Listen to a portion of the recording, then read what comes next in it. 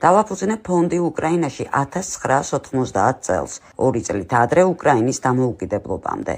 ეს იყო რუსეთში შექმნილი ფონდის განშტოების ნაწილი.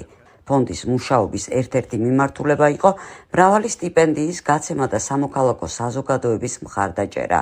25 წლის შემდეგ ამ სამოქალაქო საზოგადოების სიმწიფე ეს დიდწილად ფონდის მუშაობის შედეგია და თუნდაც უბრალოდ გაგიზიარებთ იმას, რისი მოწმეც გავხდი. მართლაც გასაოცარია უკრაინაში მისი ახალგაზრდა ხელმძღვანელობა, მთავრობა. თითოეულის, ვისაც მე ვიცნობ, ამ ჯგუფიდან ასე თუ ისე გქონდა რაღაც შეხება საქართველოს ჩვენ სოფიისთან, ღია საზოგადოებასთან. ისინი ან პირდაპირ იღებდნენ სტიპენდიას, ან მათი ცოლები იღებდნენ ჩვენ სტიპენდიას.